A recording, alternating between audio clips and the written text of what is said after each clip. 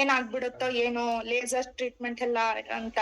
So ನಾವ್ laparoscopy ಮಾಡಿಸ್ಲಿಲ್ಲ. IUI 2-3 ಸಲ try ಮಾಡಿದ್ವಿ, ಸಕ್ಸಸ್ ಆಗ್ಲಿಲ್ಲ. ಸೊ ಲಾಸ್ಟ್ IVF ಹೋಗ್ಬೇಕು ಅಂತ ಅನ್ಕೊಂಡಿದ್ವಿ. ನಮ್ ಮನೇಲಿ ಯಾರು ಸಪೋರ್ಟ್ ಮಾಡ್ಲಿಲ್ಲ, ಬೇಡ ಅದೆಲ್ಲ ಮಾಡ್ಕೋಬಾರ್ದು ಅಂತ. ಸೊ ಆಮೇಲೆ ದೇವ್ರ ಮೇಲೆ ಭಾರ ಹಾಕಿ ಸುಮ್ನೆ ಕುತ್ಕೊಂಡ್ಬಿಟ್ವಿ. ಅದೇನೋ ಟೈಮ್ ಬಂದಾಗ ಯಾವ್ದು ನಿಲ್ಲಲ್ಲ ಅನ್ನಂಗ್ ಮೊದಲನೇ ಮಗು ಅಂತೂ ಆಯ್ತು 11 ವರ್ಷಕ್ಕೆ. ಅದ್ರಲ್ಲಿ ತುಂಬಾ ಸಫರ್ ಮಾಡಿದ್ದೀನಿ. ಬಾಣಂತನದಲ್ಲೆಲ್ಲ ತುಂಬಾನೇ ಇಶ್ಯೂಸ್ ಇತ್ತು. ಅದಾದ್ಮೇಲೆ ಪೋಸ್ಟ್ ಪ್ರೆಗ್ನೆನ್ಸಿ ವೇಟ್ ಗೇನ್ ಆಗ್ಬಿಟ್ಟಿದೆ ತುಂಬಾ. ಆಲ್ಮೋಸ್ಟ್ 20-25 kg ವೇಟ್ ಆಗಿತ್ತು. ಸೊ ಅವಾಗ ನನಗ್ ಸಿಕ್ಕಿದ್ದು ಸೌಮ್ಯ ವಿಜಯ್ ಅವ್ರ ಟೀಮು. ತುಂಬಾ ಒಳ್ಳೆ ಗ್ರೂಪ್. ಅಲ್ಲಿಗ್ ಬಂದ ಮೇಲೆ ವಿತಿನ್ 3 months ಅಲ್ಲಿ ನಾನು ಪೋಸ್ಟ್ ಪ್ರೆಗ್ನೆನ್ಸಿ ವೇಟ್ ಲಾಸ್ಗೆ ಅಂತಾನೆ ಬಂದು 1-3 ತಿಂಗಳಲ್ಲೇನೆ ರಿಸಲ್ಟ್ ಸಿಕ್ತು. Weight loss 15 kg weight loss ಆದೆ. 10 ಇಂಚ್ ಸೊಂಟದ ಸುತ್ತಳತೆ ಕಮ್ಮಿ ಆಯ್ತು. PCOD ಏನ್ ಸಫರ್ ಮಾಡ್ತಾ ಇದ್ದೆ 3 ತಿಂಗಳು 4 ತಿಂಗಳು, ಇವಾಗ ಏನ್ ಅವ್ರ ಮೇಡಮ್ ಹೇಳ್ತಿದಾರೆ ಹಂಗೆ 6 ತಿಂಗಳು ಹಿಂಗ ಆಗ್ತಾ ಇದ್ದಿತ್ತು. ಫಸ್ಟ್ ಪೀರಿಯಡ್ ರೆಗ್ಯುಲರ್ ಆಯ್ತು. ನಾನ್ ಬಂದಿದ್ ಕನ್ಸೀವ್ ರಿಸಲ್ಟ್ ಅಲ್ಲ, ನನಗ್ ಮೊದಲನೇ ಮಗು ಆಗೋಗ್ಬಿಟ್ಟಿದೆ. ಹೆಂಗೋ ಸದ್ಯ ಭಗವಂತ ಒಂದ್ ಕೊಟ್ರೆ ಸಾಕು ನನಗೆ ಅಂತ ಇದ್ದವ್ರು, ಸರಿ ಪೋಸ್ಟ್ ಪ್ರೆಗ್ನೆನ್ಸಿ ವೆಯ್ಟ್ ಲಾಸ್ ಮಾಡ್ಕೊಂಡ್ಬಿಡೋಣ, ಆಮೇಲೆ ಹೆಂಗೋ ಮಗು ನೋಡ್ಕೊಂಡ್ ಹೋಗೋಣ ಅಂತ ಹಿಂಗಿದ್ದೀನಿ.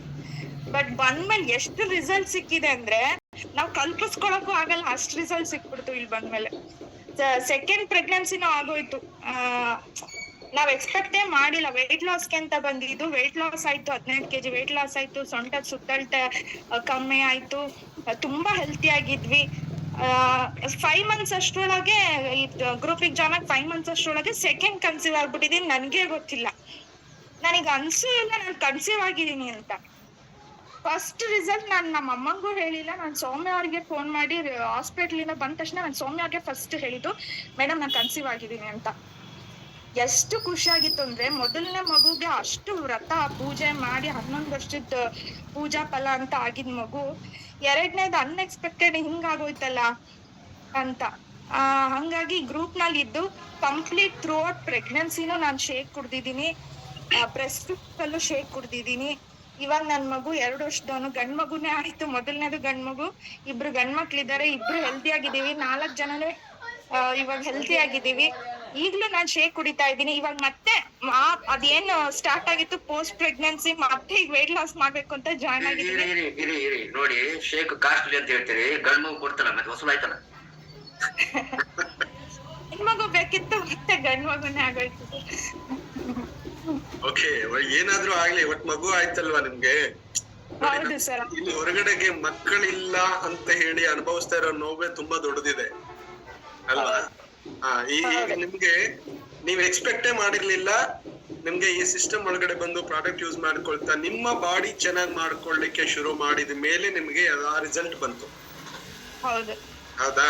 ಅದು ಇನ್ನೊಂದು ರಿಸಲ್ಟ್ ಹೇಳ್ಬೇಕು ಸರ್. ಮೊದಲನೇ ಪ್ರೆಗ್ನೆನ್ಸಿನಲ್ಲಿ ನಾನು ಏನ್ ಸಫರ್ ಮಾಡಿದ್ದೆ, ಅಯ್ಯೋ 11 ವರ್ಷಕ್ಕೆ ಆಗ್ಬಿಟ್ಟಿದೆ ಅಂತ ತುಂಬಾ ಖುಷಿ. ಫ್ಯಾಮಿಲಿಲಿ ಎಲ್ಲಾರು ಇರೋ ಬರೋದೆಲ್ಲ ತಿನ್ಸಿ ಎಷ್ಟು ದಪ್ಪ ಆಗಿದ್ದೆ ಅಂದ್ರೆ, ನನ್ ಡೆಲಿವರಿನೂ ಕೂಡ ಕಷ್ಟ ಆಗೋಯ್ತು.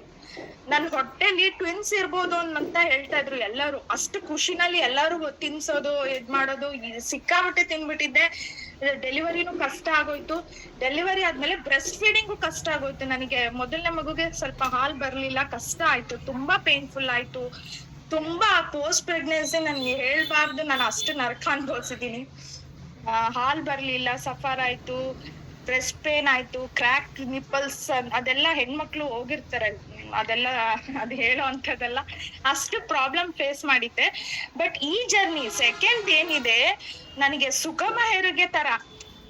ಹೆರಿಗೆನೂ ಸುಗಮ ಆಗೋದಲ್ದಲೆ ಬ್ರೆಸ್ಟ್ ಫೀಡಿಂಗ್ ಹೆಂಗಂದ್ರೆ, ನಾನು ಕನ್ಸೀವ್ ಇದ್ದಾಗ್ಲೇ ನನಗೆ ಮಿಲ್ಕ್ ಸ್ಟಾರ್ಟ್ ಆಗಿತ್ತು. ಇದು ನನ್ನ ಓನ್ ಎಕ್ಸ್ಪೀರಿಯನ್ಸ್ ನಾನು ಶೇರ್ ಮಾಡ್ಕೊಂತಾ ಇರೋದು. ಇದು ಹೇಳ್ಬೇಕು ಅಂತ ಅದಕ್ಕೋಸ್ಕರ ನಾನು ಬಂದಿದ್ದು. ಮೊದಲನೇ ಮಗುಗೆ ಅಷ್ಟು ಕಷ್ಟ ಪಟ್ಟಿದ್ದವಳು ನಾನೇ, ಹಾಲಿಲ್ಲ ಅಂತ. ಎರಡನೇ ಮಗುನಲ್ಲಿ ನಾನು ಲಾಸ್ಟ್ ಮಂತ್ 9 ಇನ್ನೇನ್ ಡೆಲಿವರಿಗೆ ಹೋಗ್ಬೇಕನ್ನೋಷ್ಟ್ರೊಳಗೆ ಹಾಲ್ ಸ್ಟಾರ್ಟ್ ಆಗಿತ್ತು. ಸೊ ನಾನು ಹುಟ್ಟಿದ್ದು ಪ್ರತಿ 1 ಗಂಟೆಯಿಂದಾನೇ ಹಾಲು ಕುಡ್ಸಿದೀನಿ. ಆಮೇಲೆ ಥ್ರೂ ಔಟ್ ಈಗ 2 ವರ್ಷದ ಹಾಲು ಕುಡ್ಸಿದೀನಿ. ಹಾಲಿಗೆ ಯಾವ ಕೊರತೆನೂ ಆಗ್ಲಿಲ್ಲ. ಬೆಸ್ಟ್ ಫೀಡಿಂಗ್ ಇದು ಥ್ರೂ ಔಟ್ ಮೈ ಜರ್ನಿ. ಇದು ಒಳ್ಳೆ ಎಕ್ಸ್ಪೀರಿಯನ್ಸ್ ಆಗಿತ್ತು. ಸೊ ಯಾರು ಶೇಕಿಗೋಸ್ಕರ ಬಂದಿದ್ದಾರೆ, ರಿಸಲ್ಟ್ಗೋಸ್ಕರ ಬಂದಿದ್ದಾರೆ, ಸೊ ಪಾಸಿಟಿವ್ ಆಗಿದ್ದು ಇಲ್ಲಿ ಏನೇನ್ ಸಿಗುತ್ತೆ ಅದನ್ನೆಲ್ಲ ತಗೋಬೇಕು ಅಂತ ನಾನು ಆಸೆ ಪಡೋದು. ಫಿಟ್ ಅವರಲ್ಲಿ ಇರಿ, ಬೆಳಗ್ಗೆ ಮಾರ್ನಿಂಗ್ ಅಲ್ಲಿ ಇರಿ, ರಿಸಲ್ಟ್ ಯಾರ್ಯಾರು ಹೇಳ್ತಾರೆ ಅದನ್ನೆಲ್ಲ ಕೇಳಿಸ್ಕೊಳ್ಳಿ, ಪಾಸಿಟಿವ್ ಮೈಂಡ್ ಸೆಟ್ ಅಲ್ಲಿ ಇರಿ. ಅವ್ರು ಹೇಳೋ 5 ರೂಲ್ಸ್ ಏನಿದೆ ಅದು ಪಕ್ಕಾ ಫಾಲೋ ಮಾಡ್ಲೇಬೇಕು ಸರ್. ಹಂಗಾಗಿ ನಾವು ಸ್ಟ್ರಿಕ್ಟ್ ಆಗಿದ್ದಾಗ್ಲೇ ಇದಕ್ಕೆ ರಿಸಲ್ಟ್ ಸಿಗೋಕೆ ಸಾಧ್ಯ. ಎಸ್ ಸೊ ಇದು ಈಗ ನೋಡಿ ರಿಸಲ್ಟ್ ಹೇಳಕ್ ಖುಷಿ ಆಯ್ತು. ಚಾನ್ಸ್ ಕೊಟ್ಟಿದ್ದಕ್ಕೆ ಥ್ಯಾಂಕ್ ಯು ಸೊ ಮಚ್. ಇಲ್ಲ ಹೇಳಕ್ ಖುಷಿ ಅಲ್ಲ